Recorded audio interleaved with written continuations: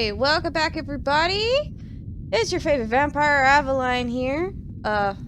Wait, something's wrong with this. Ah, crap. Hold tight. There I am. Sorry about that. I felt like this game is better enjoyed in full view, so I hope you don't mind my itty-bitty self in the corner. I assure you nothing really and truly important, but now we are on to Chapter 2. Playing Emily Hartwood's side for the moment. Unfortunately, I tried to play this earlier and I was having some issues, so I went back through, restarted my PlayStation 5 and everything, restarted the game a couple of times. So fingers crossed, this works. Because,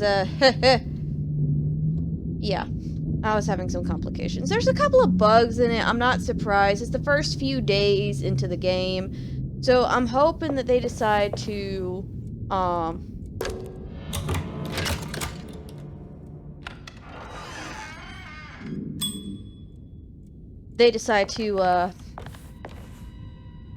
apply a few patches. Ooh, we have a clue. Saw your notice in the boiler room. You should know Mr. Chance won't be coming back. I got no business being in there myself, but you can take a valve from the wine cellar if you want to try to stop the steam pouring out. Be careful. So by notice, I believe he's talking about the notice from Mr. Waits.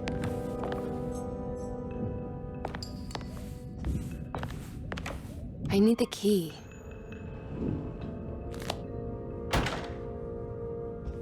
Now we also need to see about getting into the grand parlor so that we can open up the medicine box. Dr. Elmore Lee Gray is DeSeto's chief doctor.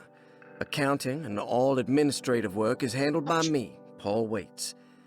Magdalena Thompson, or Mags, is responsible for the household.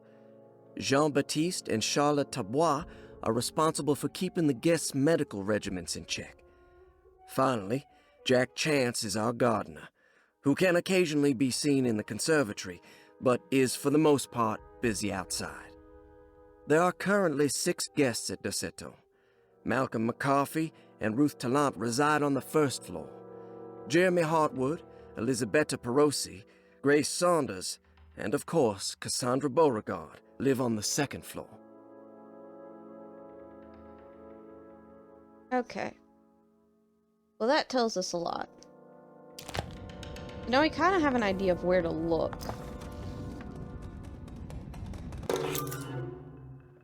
Alright.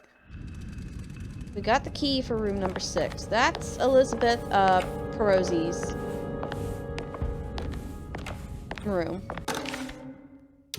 Next up, we have the patient files. We have Cassandra Beauregard, age 47, female, of course, room number 8. Responsible party, Mr. Frank Chardot, address Jackson Square, French Quarter. Cassandra suffers from writer's block, needs to finish her moving picture script. I'll just have this play. Cassandra Beauregard, the beloved author. Very exciting, isn't it? What do you want to put down for reason for admission? What her agent told us. Cassandra suffers from writer's block and needs to finish her moving picture script before the end of June. Mr. Chardot suggests Cassandra's heavy use of barbiturates is holding her back and risks ruining her career. And how should we summarize her personal history? Let's keep it short. Cassandra Beauregard is a beloved crime author who managed to pull herself out of poverty and into stardom. 5 years ago, she tried killing herself by jumping off a balcony. The incident left her a cripple and now relies heavily on her wheelchair. And for diagnostic impressions? Cassandra suffers chronic back pain following her suicide attempt. She self-administers morphine to keep herself ambulant, but has become addicted and the desired effect is now lost. The drug abuse clouds her mind, and she is unable to focus on real life. To save herself from this insight, she instead makes up stories to fill out the gaps in her own thought process, resembling the Korsakoff syndrome. Oh, bravo, Doctor. How will you treat her? First of all, she needs to be weaned from her drug addiction, and hopefully it will resolve her compulsive lying. Then look into permanently numbing her pain in her back through surgery. finally deal with her suicidal thoughts. Fantastic. With such a short time before June, I really hope she gets better soon. We will do what we can. So since we are listening to the voices, that, I believe, was Paul Waits. And yeah, he's filling out the paperwork pretty much for the filing. Interesting. It's all the patient files except for Jeremy's. Looks sturdy. Doubt I'll be opening this.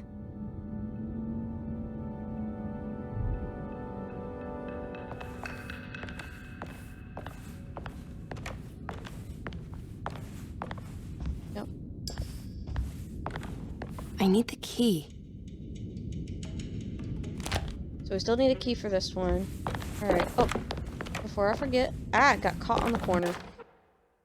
Paul, you're right about the plates on the boiler and the clock. They have been sabotaged, and I think I know who did it. They have something to do with Jeremy's episodes and how he seems to disappear at night. Right now, it's important that you keep an eye out for any of the pieces. I want to find out if I can repair the plates. Let me know if you find any of them. Lottie. Tell Lottie to take a look at the well in the kitchen garden. Okay. So we know where that piece is.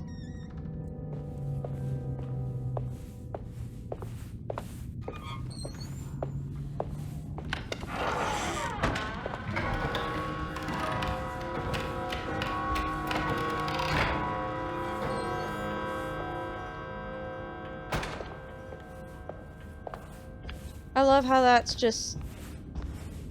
the clock goes off, like, after I walk right out the door. And of course we got these disturbing statues. What's that stain? Looks like some kind of rot. This must be the clock mentioned in the commonplace book. Okay, this has gotta be... this is the strangest clock I've ever seen. But it's supposedly an astronomical clock.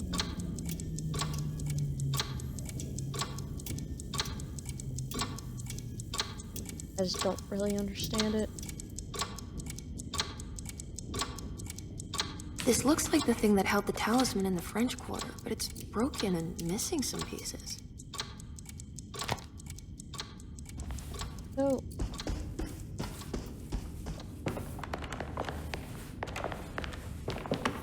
okay.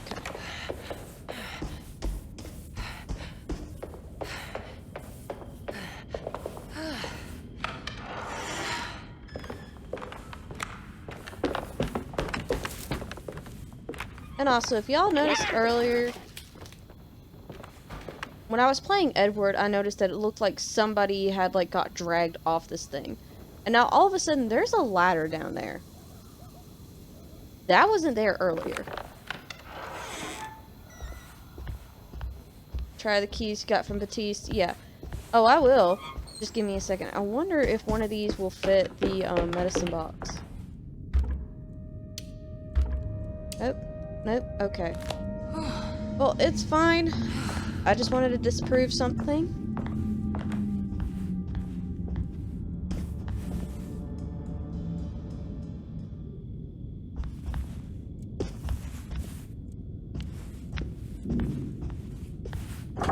That's right, this door's barricaded. Because that leads to the dining room. And then you've got the grand parlor. And then the stairwell that probably leads up to the second floor.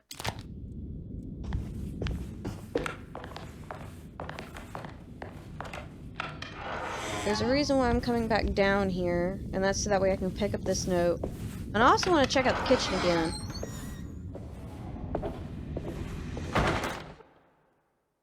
You know, Mr. Waits, I saw a piece of the plate that Liza broke. I think she's been hiding them. She's not very good at it. She just chucked it into the little room with all the tools behind the boiler. I left it there. I didn't want to embarrass her by picking it up while she was looking. We went upstairs instead and played backgammon. I let her win, because she's so unhappy. The piece looked like the one on display in Cassandra's room. You know about that one already, right? Or is your eyesight really that fuzzy? I hope you don't feel bad about your glasses. You only look stupid when you squint. Maybe if you had more eyes, you would see these things. I wish you had all the eyes you needed. Your best and favorite guest, Grace.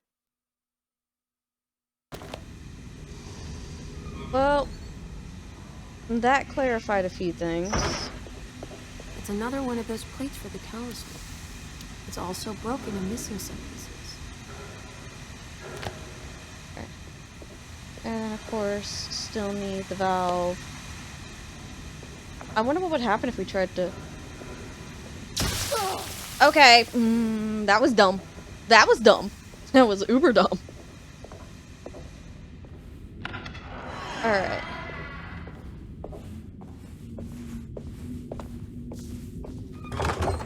What? The kitchen door is suddenly locked? Huh. Well, that's weird. Just want to double check something. There's a reason why I'm down here. Want to double check stuff. I need the key. I still don't have the key for the wine cellar. Okay. That explains a lot. Fair warning, there is going to be quite a bit of backtracking, but I'll try to make this about as fast as possible.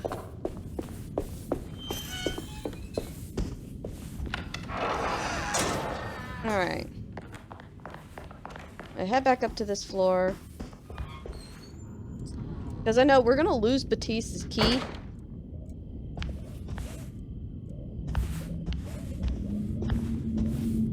As soon as we step into the library.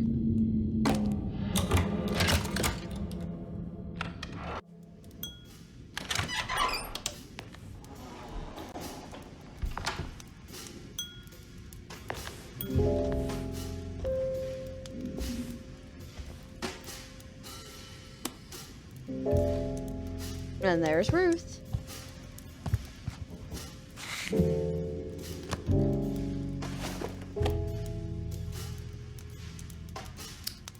Of course, we find out Emily smokes.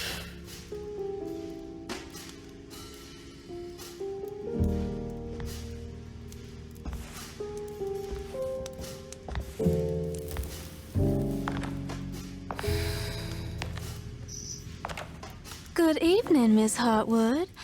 That is your name, isn't it? I would be terribly embarrassed if it wasn't. You're right. Emily Hartwood, Jeremy's niece. Nice to meet you. Ruth Talon.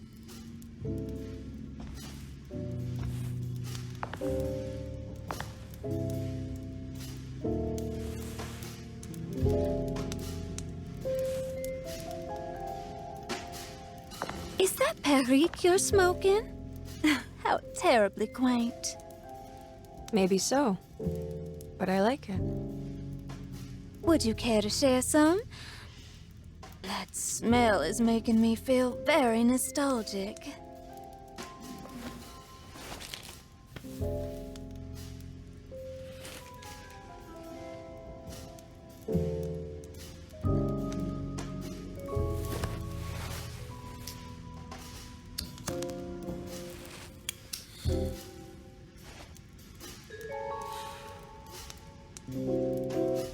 Is it all that you hope for?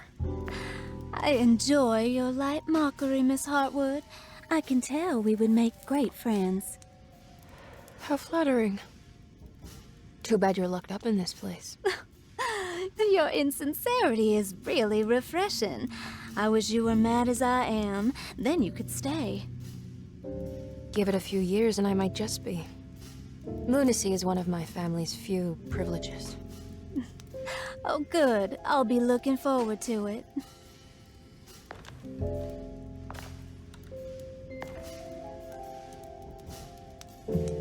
You don't know anything about what happened to Jeremy, do you? Everyone here is really strange, and it's hard to know what to make of anything you hear. Occasionally, it sounds quite exciting, though. Good versus evil and all that. I'm sorry, but I don't think I have anything useful to share. It doesn't matter. Thank you for the much-needed break. Bon voyage.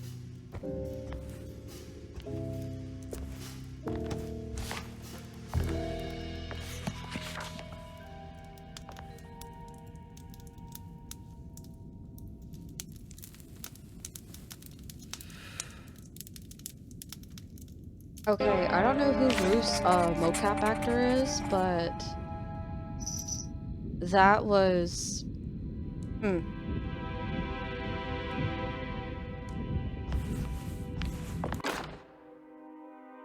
Lost Plantations of Louisiana, Thierry Bricklow, 1917. Derceto was a small plantation on the eastern shore of Lake Pontchartrain. The land was considered difficult for industry and was sold for only $30 to Elijah Pickford in 1818. Pickford employed hundreds of workers from nearby New Orleans to clear the woods and build a small plantation mansion facing the lake with a striking Greek Revival temple facade. Derceto kept a modest production of Barrique tobacco and indigo that persisted up till the Civil War. During the antebellum era, Derceto was the source of many rumors concerning voodoo and witchcraft. People who traveled the lake reported seeing people dance at night in front of bonfires, bleating and wailing. On June 17, 1862, Captain J.W. Norton of the Union Army recounts leading a raiding party from ships anchored in Lake Pontchartrain in order to seize control of Derceto and free the slaves working there. The captain was surprised to find the workers fighting back with unprecedented zeal. Norton's account describes these men and women as enraged with fanaticism. Pickford reportedly tried to placate the raiders, but was shot in the confusion. Captain Norton left the mansion burning and retreated to his ships with his men. Derceto was left in ruins for several decades. The ownership of the land was long disputed and returned to the Ledoux family in 1901. Several police reports were filed during the following years as the Ledoux tried to get rid of a camp of squatters on their land. The police made several visits to remove the trespassers, but the people kept returning. On November 1st, 1907, Inspector Legras of the police charged a deadly attack in order to save several children kidnapped by the squatters. Many were killed, and even more were jailed. The following year, Ledoux rebuilt Derceto, incorporating the surviving stone foundation and adding a magnificent wrought iron conservatory. The farmland had been reclaimed by the surrounding woods, so it was no longer profitable to use as a plantation. Instead, the house was turned into an artist's colony. The Astarte Artist Colony was a successful group of artists, including figures such as painter Heinrich Cassel and poet Nora Keith. The group was also known for their beloved Mardi Gras crew called the Pirates of Pontchartrain. On September 29, 1915, a tropical hurricane tore through Louisiana, causing Lake Pontchartrain to flood New Orleans. Due to the remote location of Derceto, it took almost 2 weeks for outsiders to learn that the artist's colony was abandoned. The 12 residing artists had all vanished without a trace. The empty mansion of Derceto still stands on the shore of Lake Pontchartrain, with much of its temple facade intact. The Ledoux family currently has no intention of repairing the house.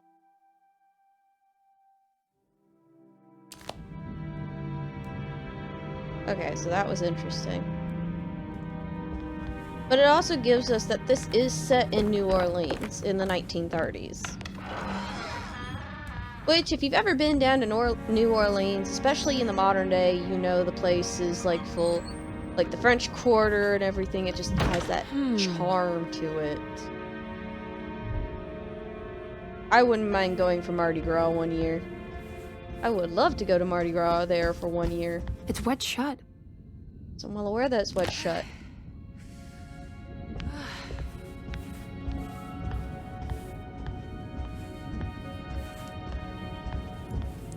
Time to open up. Oh, never mind. What is going on? Okay. Bats, bats, bats, bats. Lots and lots of bats. But no Batman. Eh, you see what I did there. Alright. Bolt cutters, cool. Ugh, this isn't your normal sludge either. As I said earlier, I played a little bit further in up until like my recording started getting messed up. So what we're actually standing in is oil. Yeah. Oil. And take the bolt cutters. And of course, as soon as we snap that thing open, Everything's back to normal. yep.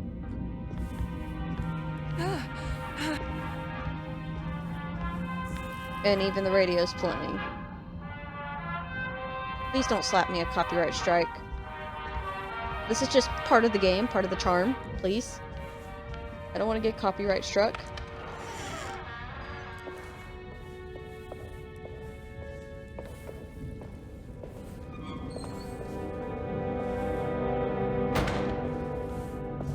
Alright, and we can see from this one that Ruth is gone. Oh, there go the lights. I wouldn't mind seeing if we could get up there, but wait a second. We do have, like, the, bolt cutters! Of course you're not gonna let me go up there. That just makes me mad.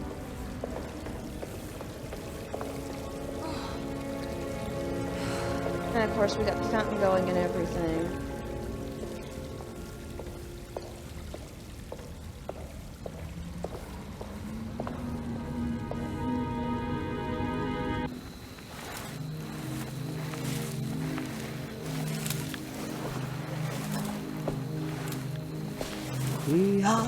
Misaki nampet mwen, Mempra misaki nampet mwen, Men le anjeni man yo deshena. What are you doing sneaking around? You almost scared me to death. I'm sorry. I didn't mean to disturb your ritual. I wouldn't have guessed voodoo was in practice at a place like this. The doctor may be all about science, but I know these roots have power. Do you know what's going on here? I have a feeling Derceto is cursed. There are several players with stakes in this game. Derceto isn't cursed or blessed. It's a battleground. And it would all be a lot better if you could get your uncle out sooner than later. That's all I'm trying to do. I wish you the best of luck, Miss Harwood. I really mean that. Now, if you'll excuse me, I need to look after my gumbo. I'm assuming she's saying gumbo, but with an O rather than... Emily, I know you just did not. Oh! The housekeeper buried something in the flower patch beneath one of Dr. Gray's windows. She was singing in some Creole language, performing a peculiar bourgeois voodoo ritual. Certainly not an unfamiliar sight in the French Quarter, but voodoo had never felt this bitter to Emily.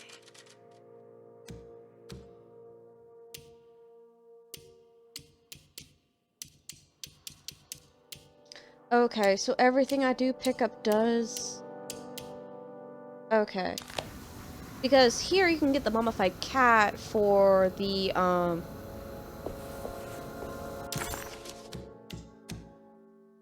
Laganopus. Excuse me. I don't know how to pronounce it. But it would be the Beast of Burden is the, where you pick that one up.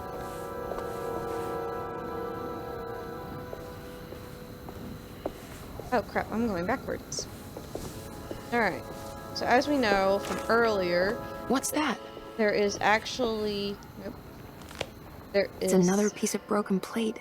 Yeah, there's a piece of broken plate down here. There's also a water hose. And before we do that... can go ahead, put that up.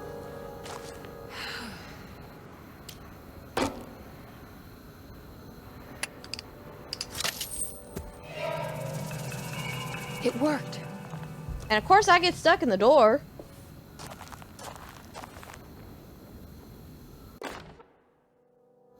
What's this? So now we can use the water hose.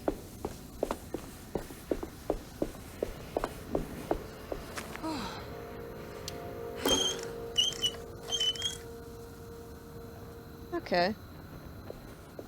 Okay, so that goes all the way down to the well, and we're just gonna refill the well. That's all.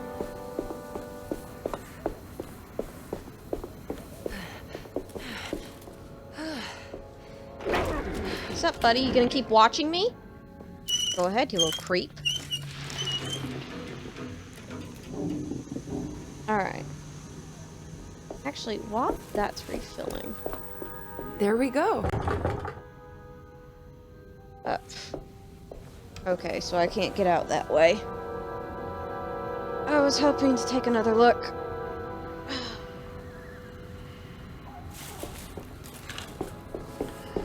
Back through just in case I missed anything.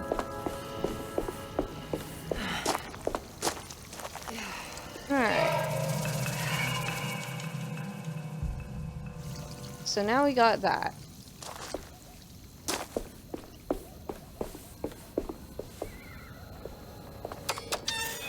We're just gonna head back through the conservatory.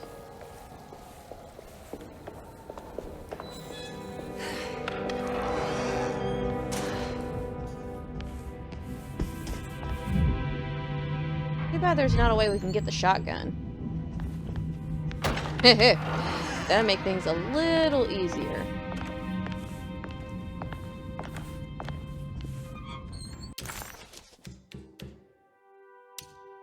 I still don't know how to pronounce it. But I'm gonna go ahead and try saying Laguna? I don't know. I don't know.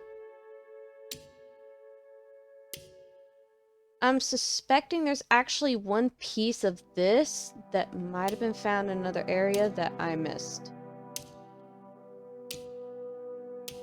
Alright.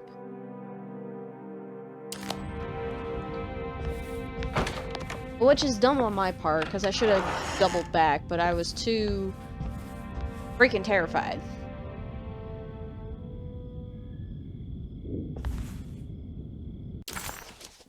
Okay.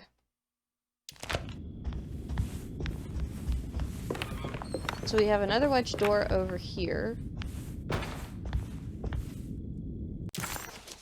These are the servant stairs.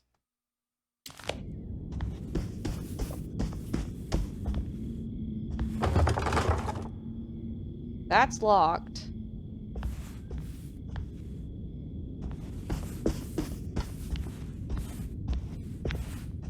It's wedged shut. Can't do anything to really... Can't really do anything for it.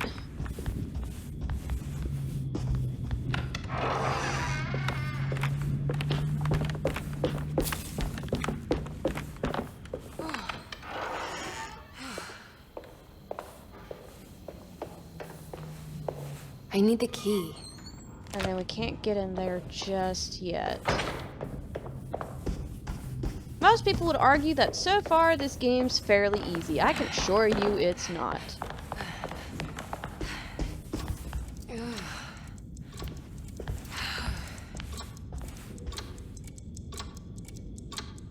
Alright.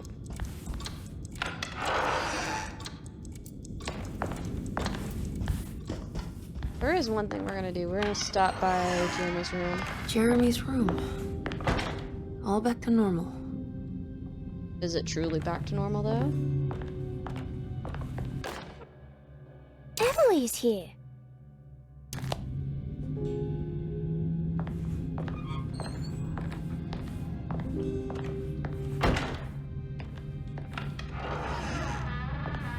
Alright. This door's barricaded. Okay, that's the one detail I love about this game, is that if you... Okay, so watch. Not just resting. Or no, she's not gonna do it anymore? Okay. That's fine. But it's that little detail of the characters just putting their hands out onto, like, surfaces such as a desk or a counter. Oh, hey! I got pistol bullets! Yay! Yay, yay, yay! It was only one bullet! But I needed it. Oh, I need it. I'm probably gonna end up dying in this chapter.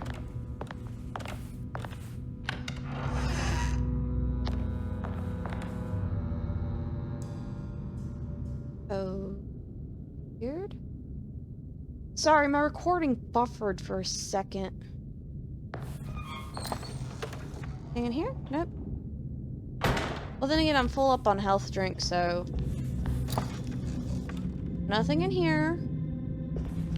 Nothing to see here, folks. This is still barricaded. The other door's still barricaded. Ugh! Cockroaches. Nobody likes cockroaches. Except Beetlejuice. Alright, so this should bring us to Perosi's room. What a strange but beautiful room. Huh.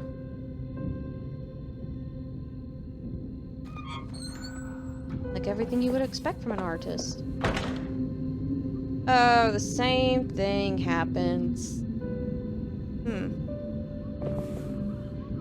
Are these zodiac signs? Yep.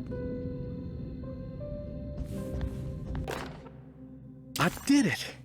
I crossed the thresholds to my intended destination without a focusing device. My talisman now knows these roads, and I have no need for the plates. I can find my way to Lafayette as easy as I find my own room. I visited the grave of my father and seen the oven waiting for me. Thank you for opening these doors. I now must summon my courage and go back to that hateful mound outside the oil rig. I hope you'll be feeling better when I return. Jeremy. So, this also states that Jeremy and Perosi might have had a bit of a relationship. Or maybe Perosi was the one who told him how to, jump dimensions, pretty much. Because I get the feeling that Derceto is becoming more or less a gateway for more worlds. Like, it's trans-dimensional.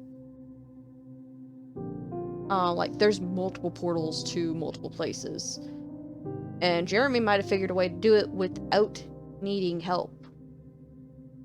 Will I need to remember how to get them out again? They are locked up for good reason. I am sure she is still able to whisper the answer in the ears of the wrong people. But not for long. I will see her burned soon enough. That black goat will be sacrificed to put an end to it all. Then it will all be over. No more Derceto, and sadly, no Astarte. Those good pirates of Pontchartrain. May you still sail the lake, until you find the shores of Hali.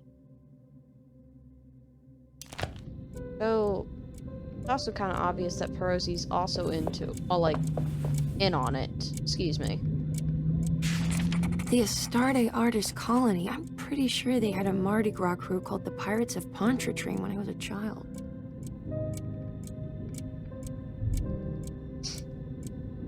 Alright.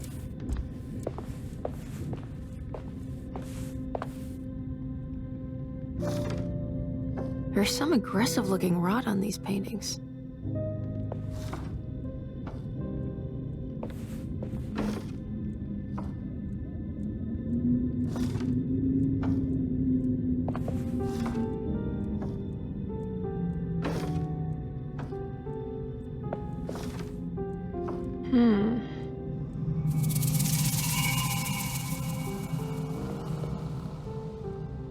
Alright.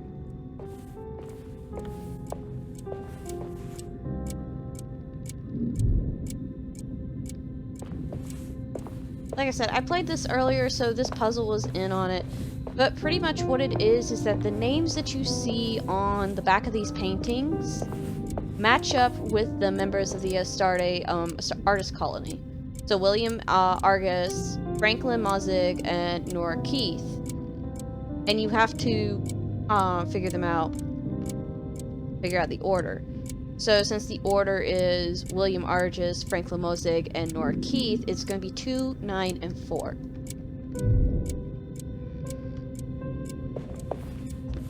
Which, if you go over to investigation, and then go to Feroci's journal, pretty much the one starts the cycle. So the 1 is Aquarius, 2 would be Pisces, 4 would be Taurus, and 9 would be Libra. So the code for this one is going to be Pisces, Libra, and Taurus. Which gives us the second piece. Oh, excuse me. So Pisces, Libra, Taurus. That unlocks that. Ah, here we go. And gives us the second piece. And there we go. Ooh. Look in her closet? No.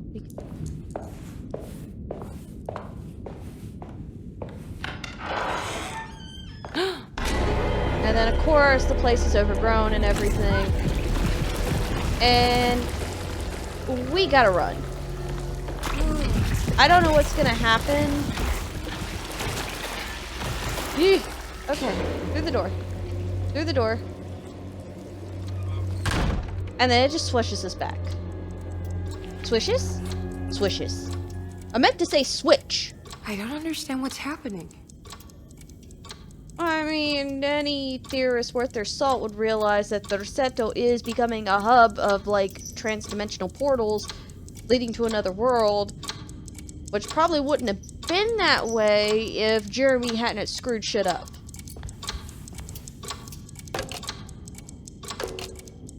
I think I've seen this somewhere. Yes, you have. And thankfully, I am a master of jigsaw puzzles.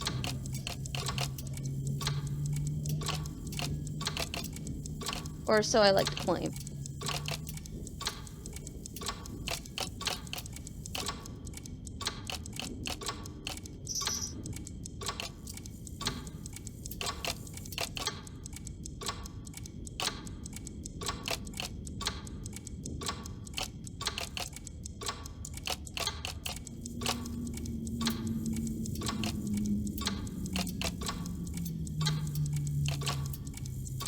There was something in the commonplace book about this. Did it break? The clock just stopped. So it's gonna be 3, 4, and 6.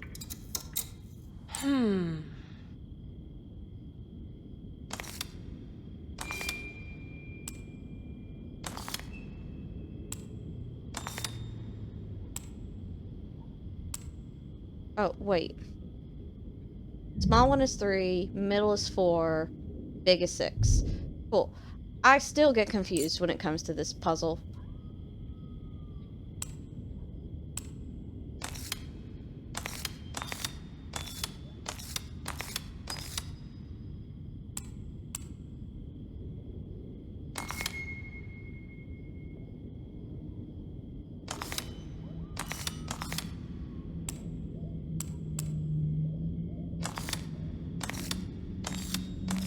There we go. It's showing me something. That's just the hallway outside Jeremy's room, isn't it?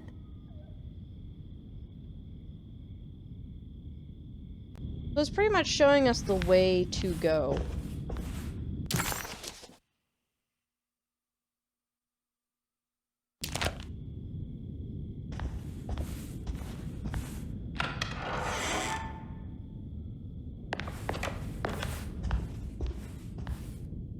Incoming jump scare in 3, 2, 1.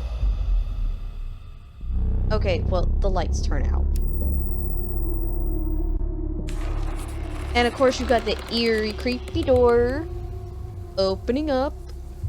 A squeak. And here we are. I did it. I opened up another dream. I don't know if this is a dream. More like a nightmare.